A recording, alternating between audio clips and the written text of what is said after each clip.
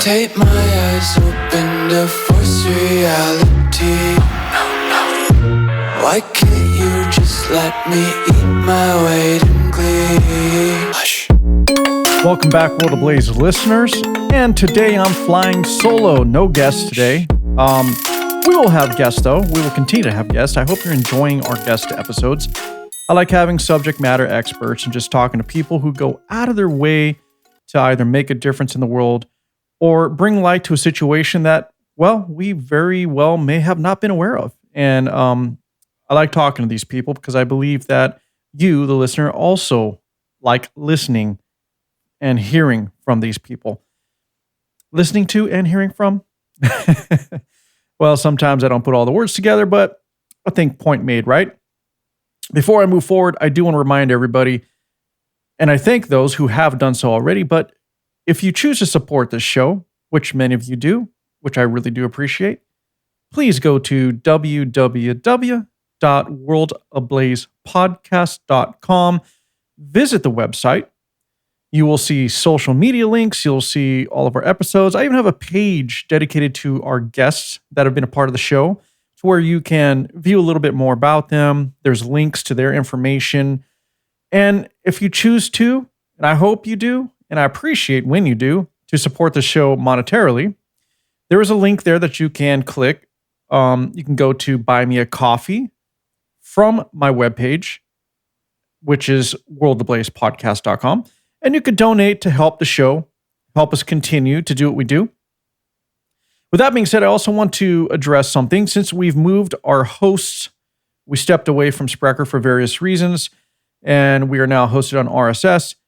And I've chosen to not insert the advertisements lately, just because I felt it was taken away from the show quite a bit, especially with the type of content that we present. And I'm not saying we will never have advertisements again. Believe me, it will come at some point. But right now, I just want to focus on the content. And I want as little interruptions as possible, which means that if you do hear any advertisements in the future or sponsors, what have you, it'll be worth our time, which will also equal less interruptions, which means you don't have to hear as many advertisements. But again, for now, I am going down the road of, for the moment, no advertisements. But again, they will return at some point, I'm sure. I also want to thank many of our listeners.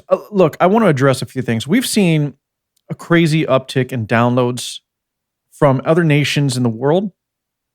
But before I move forward to recognizing those nations, I want to really, really make sure that Iceland knows that I appreciate them. When I first started this, one of the first countries, the first international countries, first countries in the world that supported this show was Iceland. I was amazed. I was like, wow, I got downloads out of Iceland of all places. And they continue to do so. In fact, I've seen multiple downloads. Now, I have trackers and software and different things that we pay for that I could literally see a map of the world. I have a heat map that'll actually show me where your downloads are coming from. So I know exactly what cities these are all coming from, a general idea of the locations where these things are being downloaded. No, I don't have your address, and no, I'm not going to stalk you. But just saying, I can see the info. I can see that there's activity. There's activity in and around certain areas. So I just want to appreciate Iceland by thanking Iceland for continuing to support us. And recently, I also want to absolutely thank Australia and New Zealand. In fact, New Zealand and Australia are now in our top 10 countries in which all of our downloads are coming from. Number 1 is the United States. 2 is the United Kingdom. Number 3, Canada. Number 4 in our top 10, Australia. Number 5 is Germany. Number 6 is Sweden. 7, there's New Zealand. Number 8, Ireland. Number 9, Mexico. And 10th on the top 10 list is France. But making one of the number 1 cities by downloads is Australia, and that is Sydney. And in the number 5 slot of the top 10 cities is Melbourne. So we got 2 large cities out of Australia that made our top 10. Thank you, Australia. And again, special thanks to New Zealand. and appreciate everything that you guys are doing out there and supporting the show and spreading the word. And if you haven't, please share this show with others. And if you haven't done this either, click the damn notification button. Look, if you're already subscribing or following the show, you got to click the notification so you know when new episodes are coming out. Now, before you run out and do that, and I have to admit, I skipped a week roughly just because we've been going through a few things. My other businesses needed attention. One of my warehouses was recently broken into and robbed to the tune of, I think, nearly 30 grand so far. Haven't counted out all the, or even acknowledged or found how much stuff has been missing, but so far we found around 30,000 or so. I don't need your sympathy. I'm not trying to get you to feel sorry for me. Just letting you know, hey, other things have been going on that demanded my attention. But that being said, this episode's long overdue. And yes, I will be addressing the Signal messaging debacle that involves Mike Waltz and Pete Hegseth, which I'll definitely get to.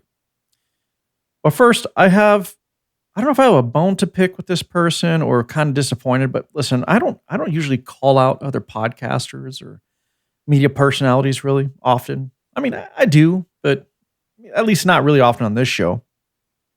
I kind of save those antics and shenanigans for my other show I do with my brother, Random Thoughts with Manuel George. And that's where we get a little bit more loose, you know. We kind of just talk shit, let things happen there. But I was listening to Michael Knowles, and I'm going to admit this to everybody. Listen, I do check in with some of these guys in terms of listening, see what's going on in their heads, get a little idea for the pulse of things. But I'm not an avid listener. I'm not someone who goes out of the way to listen to somebody like Michael Knowles or Ben Shapiro or whatever flavor of the day of the bastion of conservatism is, because I just honestly don't agree with everything they say. And many times, or more often than not, I find it to be quite mundane, monotonous, and boring. And to be honest, when it comes to Michael Knowles, it's really, he seems more like he's more of a bishop of the Catholic Church than anything else lately. And again, he's not someone that I'm here to down. I am bringing this up because I'm just slightly disappointed. And I'm not attacking his belief in Catholicism either. It's just the way he comes across. He's a highly intelligent person. You can't argue he isn't. He's well read.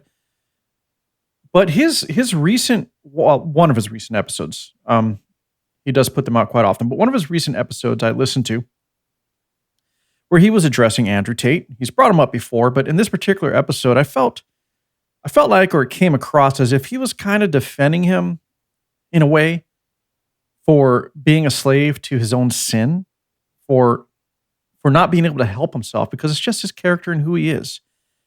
And I'm sorry, but that's wrong. I got to call that one out, because Andrew Tate is someone that I've talked about before. My brother has. Almost everybody I know has at some point. He's a public figure. No matter how you want to slice this up and try to digest it and take it in, he's a public figure.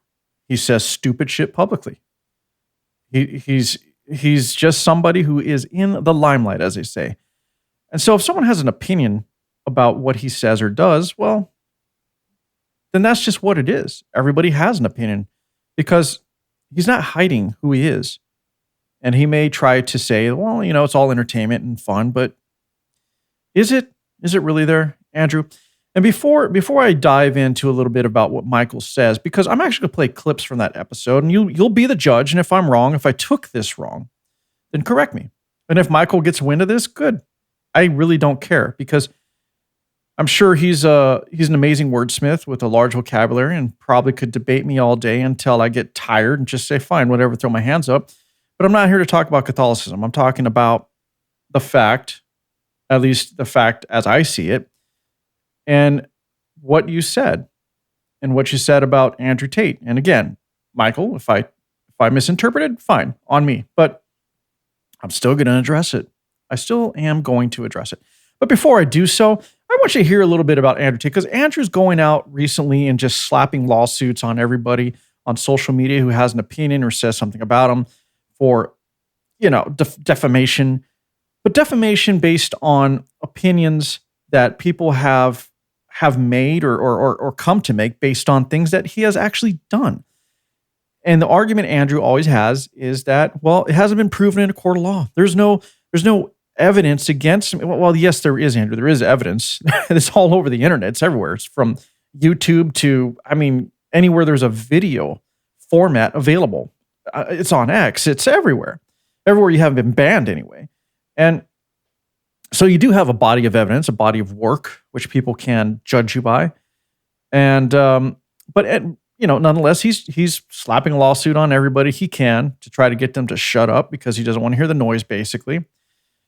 And he's realizing there's nowhere else for him to run and shut people out. They're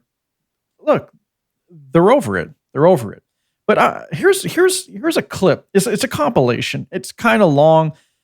I may not play the whole thing. I may chop it up a bit just so you don't have to sit through 4 or 5 minutes of this. But here's Andrew in his own words throughout the years.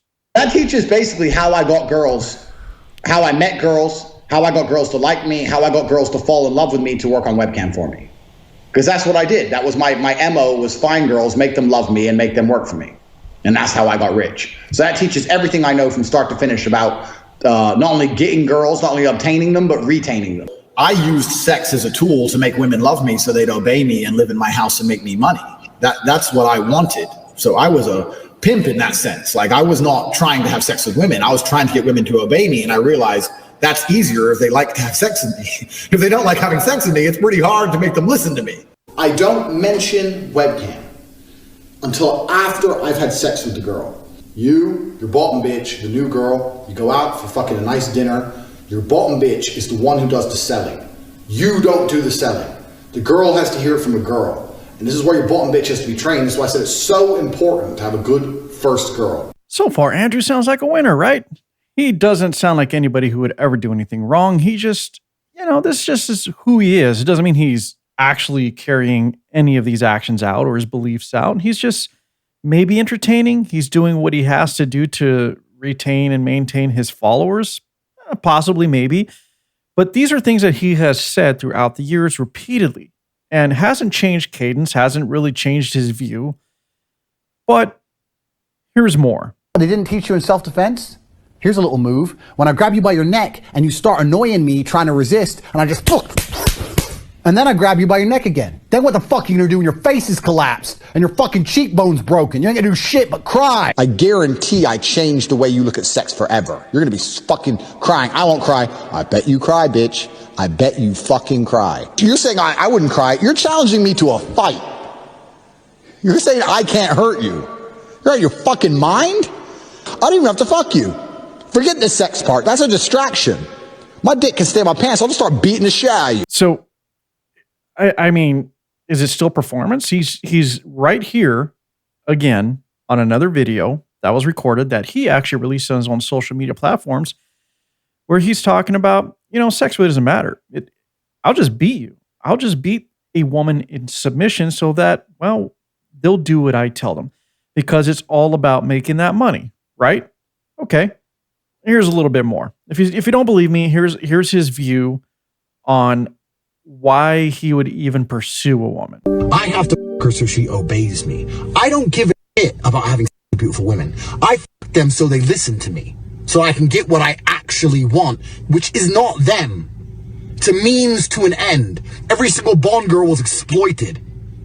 That's exactly what I do. When I watch a Bond film and I see him basically pimp a bitch, to me that speaks to my heart. I've been there. I've done that. Anyone who's followed me long enough knows that I first made my $1 million with a webcam business. I have met beautiful women with a good personality and thought she will make me money. I have to f this bitch.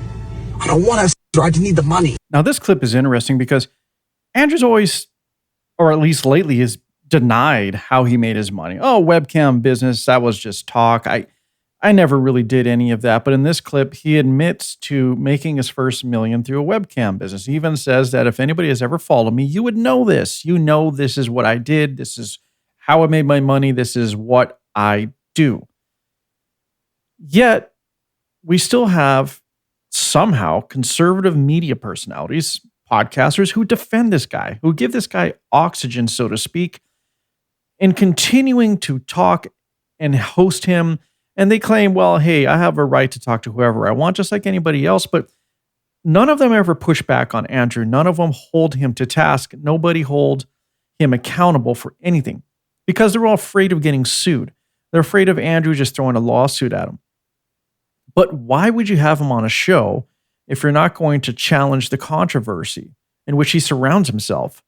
Why would you not challenge his statements that he's ever made instead of patting him on the back and acting like he's a leader of the free world? Like he is somebody that all young men should look up to and aspire to be, when he absolutely isn't. Hell, he even just came to America. Finally, they let him come here. I'm not sure the complete details of why or how he was allowed or whatever, but he left Romania, came to the United States, and immediately went on a podcast tour. He's had his opportunity on Patrick Bet David, which I am very surprised that he even hosted Andrew Tate. And during that entire episode, didn't even challenge Andrew Tate on anything. He just kind of let him run his mouth, and they just all nodded their head as in agreement, which I think is horrible. You have Candace Owens, who's always supported him for whatever reason, saying, oh, he's just a victim of circumstance. He didn't really do anything. They're targeting Andrew because he's just Andrew. Well, that's bullshit. That's bullshit. The evidence is out there. The evidence in how he carries himself, the things he says. Now, that may not be physical evidence, but there are reports.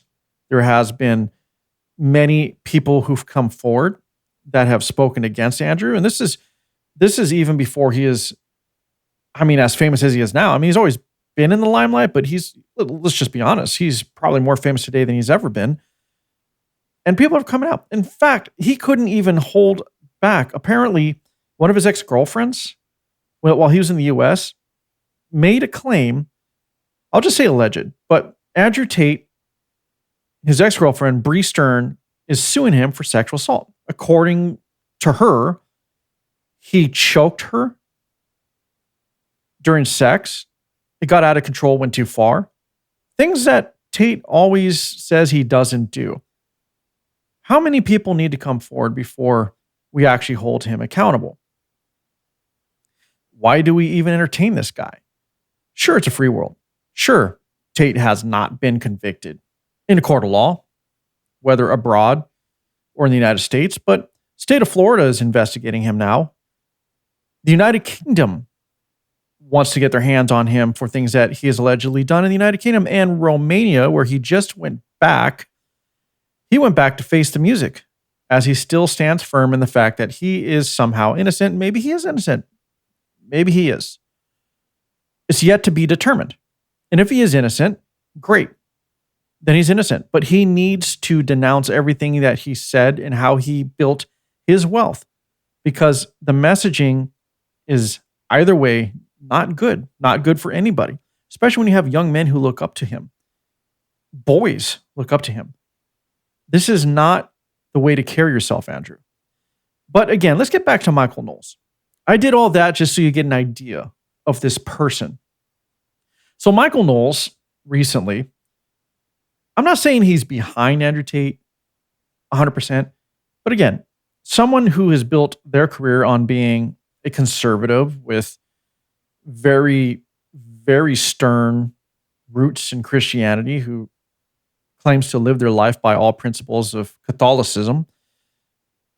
And Michael very well may. I don't know him personally. I really don't. And again, I don't listen to the man every day. I check in once in a while. I probably do what many of you do. I bounce around and hear this person, that person here and there. But you know what? I'm too busy in my own life to give too many of these guys my attention. And I have my own show to worry about. So with that being said, I'm going to play a little bit of what Michael Knowles says about Andrew Tate. And I encourage you to listen to his entire episode so that you can come to your own conclusion. I think it was episode 1703. If you want to look that up, labeled My Day at the White House with 4 cabinet members. And once you get past listening to his pontification and how amazing he is and how he is one of the many few of the new media personalities to be invited to the White House, he does go on to discuss Andrew Tate a bit. And I'm just going to play a little bit of the clip from where he is, in my view, kind of defending his actions because he's just a victim of his own addiction. His defense of that is, when a video came out of him hitting a woman and threatening a woman and saying all the things that have come out in these text messages, he says, "Oh, we were just playing around." That's our kink, basically. And I kind of believe him on this. He clearly, it's one thing for a man to hit a woman. That's horrific enough. But for a man to text about how excited he is to hit a woman and, wait for the response back, that's clearly a deeper kind of pathology.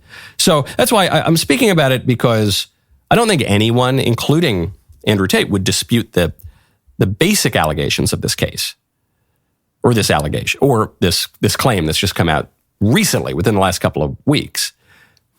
The question is it good or bad? Hold on. So is that the question, Michael? Not the action, but whether it was a good or bad action based on whether or not it was a kink of his, whether he just has a sexual preference for choking and beating women? All right, well, let's continue this. Is it all in good fun, or was this abusive? And I guess my question is, what's the difference? I've made this point before. When people are really ironic all the time, they're really ironic. Millennials are guilty of an extreme degree of irony. And I think, well, if you're ironic all the time, then I think you're just kind of earnest. Okay, so is it okay because it's ironic?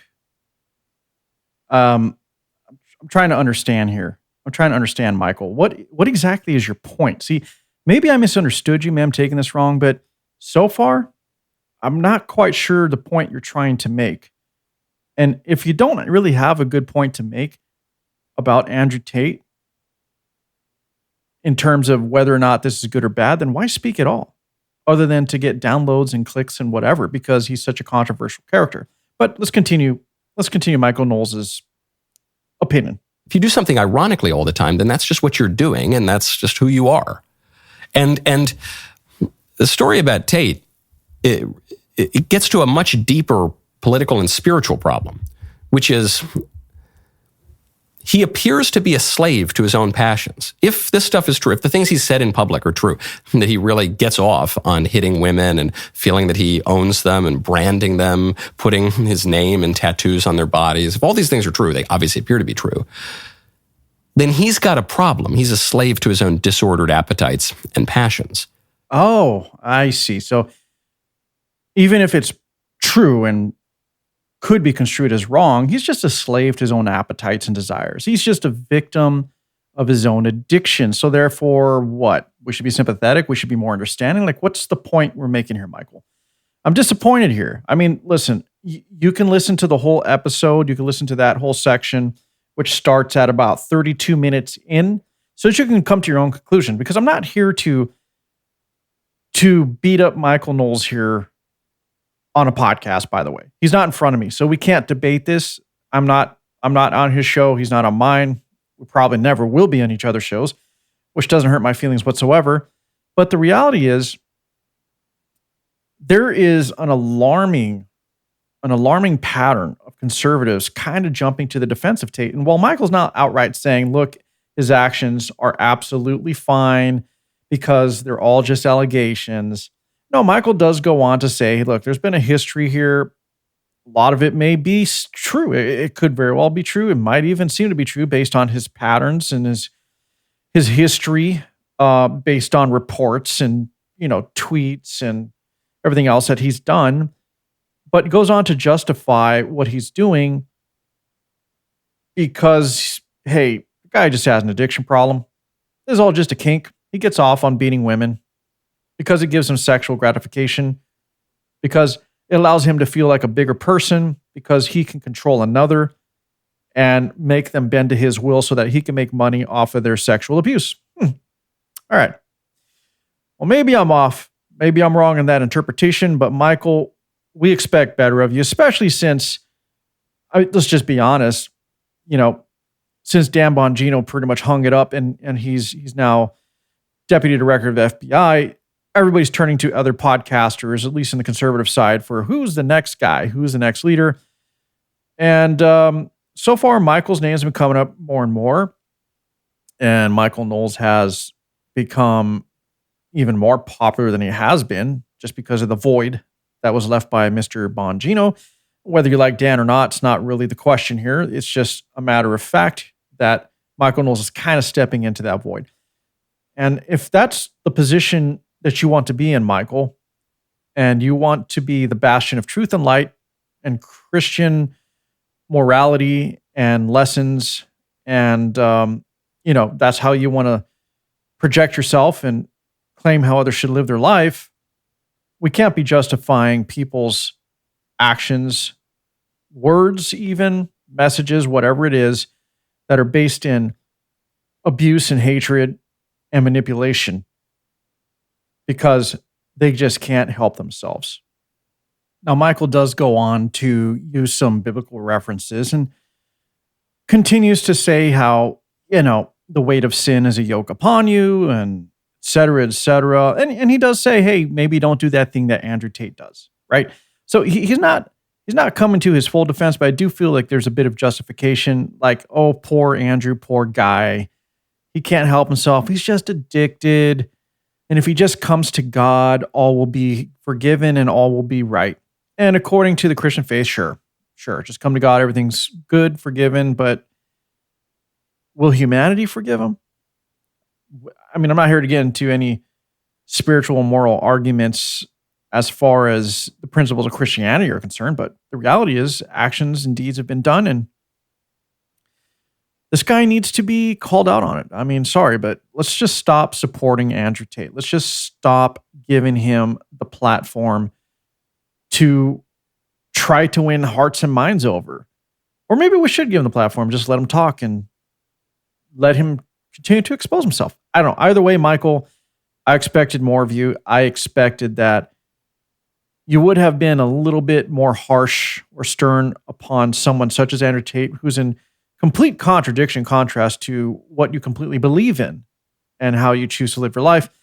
But hey, Michael, again, not here to beat you up. Just had to call you out on this one. And continue to do the good work. I mean, listen, your show's doing great. And I'm sure you don't care what I have to say, but I'm also not going to be one of those people who just toes a line, sits down, and doesn't call people out on their shit because, well, it needs to be done. Anyway, good luck to you, Michael, and on your continued endeavors. Now let's move on to matters of national security. Leaked messages. People who are included in sensitive chats and conversations that shouldn't be included. And of course, I'm sure you figured out that I'm talking about the Signal chat debacle that included Pete Hegseth, Mike Waltz, and a reporter from The Atlantic somehow. Well, so what is Signal? Well, Signal is an end-to-end encrypted application that is approved for communication. Actually has been approved to be used by departments in the government. It's an application that has been used by our military. In fact, many different organizations and militaries throughout the world from different countries, obviously, territories, etc. And the reason that it's used is because it's considered to be one of the more secured apps out there, or applications. I can tell you for a fact that, well, I have people who serve in the military that I know personally, and the conversation of this chat app, Signal, has come up before. I know the Marines use it. And while people question how and why that Jeffrey Goldberg from The Atlantic was added in this chat, it does happen. I've been told by various individuals who served in the Army and Marines and other branches that they would somehow be included in chats in Signal that they don't feel they should have been included in. There would be newly enlisted people grouped in with officers who are communicating and talking about various different things. And now they may not all be necessarily sensitive, secret information, but definitely is an example of where not all individuals should be in the conversation, but somehow have been inadvertently added. So is Signal something that government officials truly do use? Yes, absolutely. In fact, here is our Director of National Intelligence, Tulsi Gabbard, speaking of this herself. The Signal message app comes pre-installed on government devices. In December of 2024, CISA stated, quote, "We strongly urge highly targeted individuals to immediately review and apply best practices provided in the guidance to protect mobile communications, including consistent use of end-to-end encryption." And they named Signal as an app as an example of such an end-to-end encrypted messaging app. Ideally, these conversations occur in person. However, at times, fast-moving coordination of an unclassified nature is necessary, where in-person conversation is not an option. So there you have it. Tulsi goes on to say that these apps, or this app in particular, this Signal messaging app, is pre-installed in government devices, is a recommended app to be used for when you can't have those face-to-face conversations. But she does go on to say that we need better guidance when it comes to highly targeted, sensitive individuals, when it comes to messaging and, when it comes to using this app in particular. So there is kind of an admission that, yeah, we can use this, but it's not recommended. It could be a problem. And in this case, recently, it has become a problem. Pete Hegseth has gone on to defend himself, because why wouldn't he try to defend himself? He feels that he himself didn't do anything wrong. So the question has come up, how did this journalist, this editor of the Atlantic Journal, or the Atlantic, how did they get invited, or how did Jeffrey Goldberg get invited to the conversation? How was he added? So it goes on to say, well, it was Mike Waltz, National Security Advisor Mike Waltz, who did it. And then Mike Waltz goes on to point fingers and go, it wasn't me, it was one of my staffers. So Hegseth is pointing at Waltz. Waltz is pointing at his staffer. And nobody wants to take responsibility, which is ridiculous. I just can't understand how, when you're at this level, that you can come to the conclusion that you could just pass the buck and not take responsibility, especially when it comes to Pete Hegseth. Pete, you are the Secretary of Defense for the United States of America, one of the most powerful nations, if not the most powerful nation in the world, with one of the, or really the most powerful military in the world. You can't just pass the buck here. You're the CEO, my friend. You're the one. The buck stops with you. You have to take responsibility. But instead, he goes on to blame the shenanigans, again, not on his staff or anybody else, which he really shouldn't. He should just blame it on himself and take responsibility. He goes on to try to discredit said editor, reporter of The Atlantic, Jeffrey Goldberg, by saying this guy peddles in garbage. He's nothing more than a misinformation hack. Here's that clip. You share how your information about war plans against the Houthis in Yemen was shared with a journalist in The Atlantic, and were those details classified? You're talking about a deceitful and highly discredited so-called journalist who's made a profession of peddling hoaxes time and time again, to include the hoaxes of Russia, or the fine people on both sides hoax, or suckers and losers hoax. So this is the guy that peddles in garbage. Wow, Pete, not the response we expect from the Secretary of Defense of the United States. What's the proper response here? Well, Pete, I would say maybe we have no words. We apologize for this leak or alleged leak. We have no idea how this happened. We're going to look into this and make sure this never happens again. We take our national security and security of our military that are out in the field conducting operations seriously. And we will do everything in our power to make sure that these secrets and these communications never see the light of day outside of anyone who is authorized to do so. That's it. Something similar to that. I mean, I know it's not perfect. I didn't write it out and polish it. That was on the fly here, just off the top of my head. And if I can do that, I'm very sure that Pete Hegseth is more than capable of making an even better response that is acceptable. And he needs to apologize. He needs to apologize. The other thing he needs to do is just shut the fuck up. Listen, Pete, you fucked up. Your department fucked up. There's no other defense other than I'm sorry, we fucked up. We're not going to do it again. We're going to make sure that this never happens again, period. Now, we can argue whether or not this was top secret information. That is mute. That point doesn't matter because the reality is the messages have been leaked. There are times. Pete Hegseth, team update, time now, 11:44 Eastern. Weather is favorable, just confirmed with CENTCOM. We are a go for mission launch. Okay, well, look, maybe this is no longer a secret, but maybe it is. Look, if an unauthorized individual was invited to the party in this conversation, could he have easily talked about this at the time that this was happening? How fast do you think that message could have spread to where all of a sudden it was like, hey, attack is happening now. Get ready. Make sure that everything is prepared and that nobody is there and that we don't take any casualties or we can come up with countermeasures right away. No, there's a screenshot here that I have. Look, you can search social media everywhere for this. It's been leaked. Goldberg has also leaked these things. I don't even know if it's actually in the Atlantic in a release, but he's spoken about it and he's released some of the information. And I also got to call out Goldberg here. Look, Jeffrey Goldberg, you're not in the clear. You knew you were not supposed to be a part of this.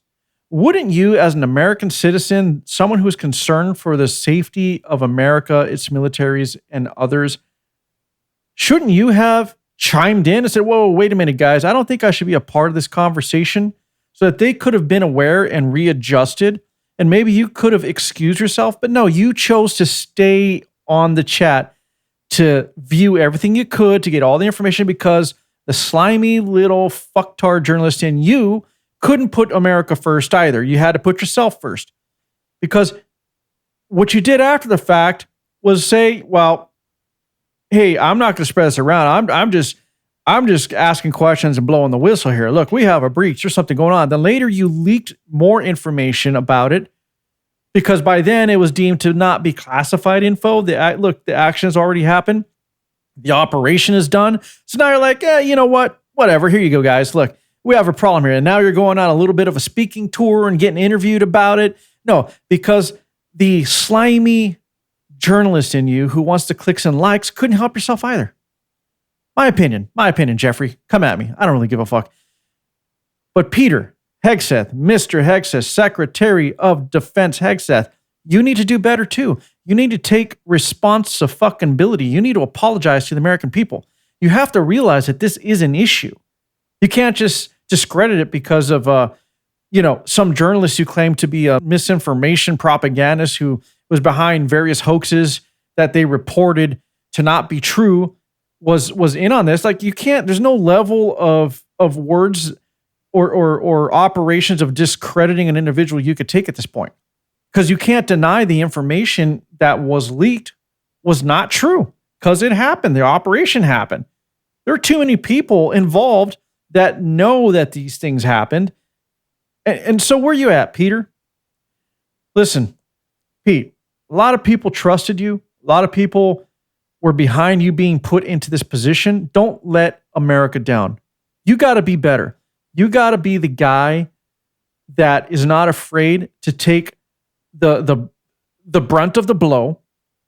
You need to defend yourself, but you also need to realize when there has been a wrong, and you need to assure the American people that you're not going to stand for this and it will never happen again. But you didn't do that.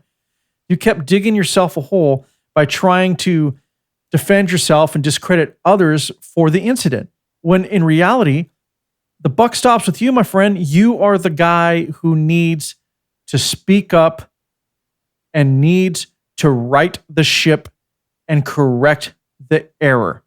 Period. Do that. Shut your fucking mouth. Move forward. And all should be well. All should be well. But correct the mistake and don't ever make it again. Now let's move on to other matters of concern. Tensions are rising globally over various conflicts between various nations. And of course, the U.S. is involved in most of them, as people expect the U.S. to offer their support.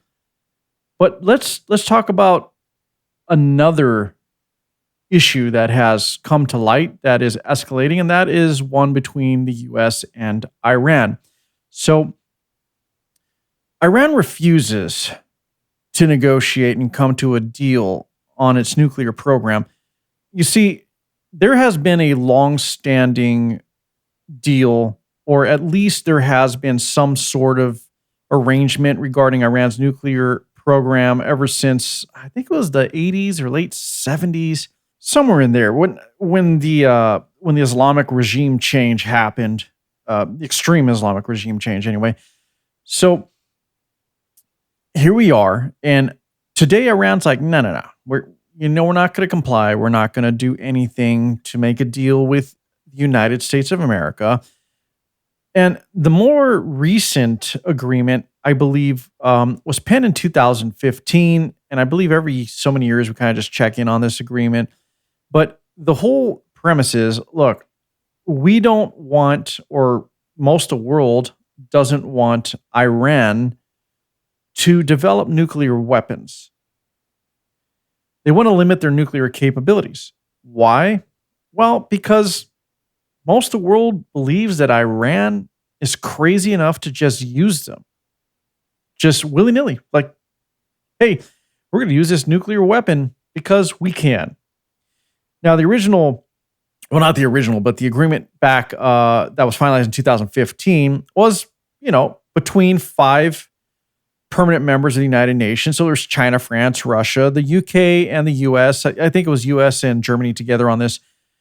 And it also involved other members of the European Union. So most of the world really wants to keep Iran's nuclear weapons capabilities under control, which at the time included China and Russia. Now, I don't know if China's changed their tune lately, but while China does look to keep their partnership with Iran solidified and continue to make money with Iran and improve their efforts in commerce between the two countries, even China knows that Iran may just be crazy enough to use nuclear weapons. Now, China's a nuclear power. So is Russia, and so is the US. And for the most part, while the US and China may disagree and we don't like each other, and everybody thinks Russia is a dangerous country ran by a tyrannical, murderous dictator or authoritarian presence in Vladimir Putin, the reality is all these countries, China, US, and Russia, are using nuclear warheads and nuclear weapons as more of a deterrent to keep things from getting out of control. Because it's like, hey, you got a big dick, I got a big dick. Look, we all got big dicks. We're all swinging 7 to 10 inches here. What are we doing?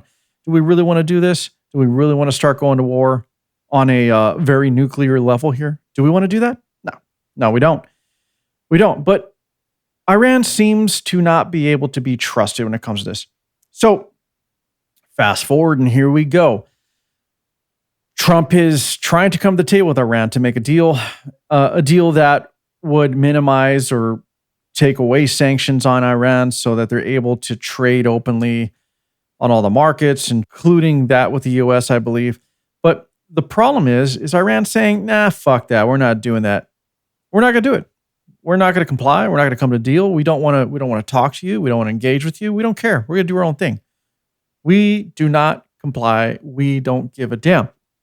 And Iran's a sovereign nation. They have a right to do whatever they want. And so Trump has threatened Iran. Reading from Reuters, a report released March 30th, Washington, March 30th, U.S. President Donald Trump threatened Iran on Sunday with bombing and secondary tariffs if Tehran did not come to an agreement with Washington over its nuclear program. In Trump's first remarks since Iran rejected direct negotiations with Washington last week, he told NBC News that U.S. and Iranian officials were talking but did not elaborate. Trump goes on to say and is quoted saying that if they don't make a deal, there will be bombing. Trump said in a telephone interview, it will be bombing the likes of which they have never seen before. And so Iran has responded. This coming from the Telegraph. It says that Iran has warned that it will target British forces in the Chagos Islands if Donald Trump attacks the Middle Eastern nation. After Mr. Trump threatened military actions against the regime if it did not make a deal with the U.S. over its nuclear program, A senior Iranian military official told the Telegraph that Tehran would strike the joint US-UK naval base on Diego Garcia in response to any US attack. There will be no distinction in targeting British or American forces if Iran is attacked from any base in the region or within the range of Iranian missiles. He added, when the time comes, it won't matter whether you're an American, British, or Turkish soldier. You will be targeted if your base is used by Americans. Iranian state media said that Tehran would strike the Diego Garcia facility with ballistic missiles and suicide drones in retaliation for any U.S. hostile action against the Iranian nation. It warned Iran possesses adequate weapons for such an attack from its mainland, such as newer versions of the Khorramshahr, I can't even pronounce it correctly, but anyway, certain newer versions of this missile that have an intermediate range, and the Shahed 136B kamikaze drone with a range of 4,000 kilometers. So there you have it. Iran is putting their foot down. They're threatening the U.S. directly. And I get it. They don't want to be under the U.S.'s thumb. They're a sovereign nation. They have a right to control themselves, their own programs, whatever. But the U.S. isn't the only nation concerned with Iran's capabilities if they develop a nuclear weapon. The world is concerned. We know that Iran will wipe Israel off the face of the earth if they can. And they've already said they're not going to make any distinction against any country. I mean, they're going to use the U.S. as an excuse, but it sounds like they just want to start going to war with somebody. Now, can we afford this war? Can anybody afford another large-scale war in the Middle East? In fact, I have a feeling that if this happens, if this pops off, as they say, that this will be a very large-scale war in the Middle East that can drag in Russia and China. See, the tensions here are real because both Russia and China are allies of Iran. And if that's not enough, China is an ally of Russia. Russia is still fighting Ukraine. We still can't come to a deal there.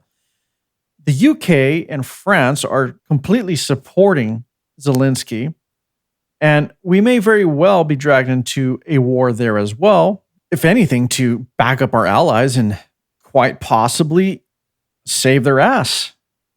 Maybe. I'm not going to take anything away from the United Kingdom or from France, but let's just be honest. Russia is a formidable force. But if all of Europe stands together, they may have a chance. But in the end, we know the U.S. is going to have to step in. And the U.S. rightly should. We need to protect our allies. We need to jump to their defense, especially with such a major threat. But if that happens, then now we got to look at China jumping in. Iran has already sent drones and other capabilities to Russia in support of the war on Ukraine. North Korea is also backing Russia currently with troops over there fighting against the Ukraine. So anything right now can trigger a world war. And now Iran is saying, look, we're not involved in this whole Ukraine debacle. I mean, they're not directly saying it, but just stick with me. They're not really involved in that directly, but now they're saying, you know what, fuck you, US. We're not going to comply. We're not going to talk. We're not going to negotiate. We're just going to bomb you. If you so much as dare look in our direction, we're going to bomb your allies and anybody who has a US base that you choose to use in attacking Iran. Now, why is this such a big deal? Well, Iran uses proxies to attack the U.S. and its allies in the Middle East. We're talking the Houthis, for example, who have attacked merchant ships in the Red Sea, and in response, the U.S. has, well, they've bombed or missiled the Houthis in Yemen, and Iran has been vocal in all this, and Iran is now saying, you know what, we're going to start being indiscriminate and just bombing U.S. bases and their allies that have U.S. bases if the U.S. attacks Iran. And they're using this whole nuclear program negotiation as the excuse, but we all know that they've just been itching to do this anyway and have been indirectly doing so through its many terrorist organizations or their proxies. So Iran is at the point now that they're making direct threats against the U.S. So will President Trump follow through on his promise? Is he going to start bombing Iran? Is he going to indiscriminately go after Iran and wipe them off the face of the earth? How many innocent people will be killed in this exchange? And what's hard about the Middle East, from my understanding anyway, outside looking in with many of these conflicts, is the terrorist organizations and groups who carry out these attacks integrate themselves into society. They're so intertwined that it's hard to target them, and it's hard to attack them directly because they put themselves right into the general population, because in their mind, they won't get blown up or attacked because they know that nations like the US would prefer not to go after and kill innocent civilians. So how is Trump going to handle this? I mean, we can do strategic strikes. We have the technologies, capabilities to carry them out very accurately. And we can use special forces to target high-ranking individuals in Iran.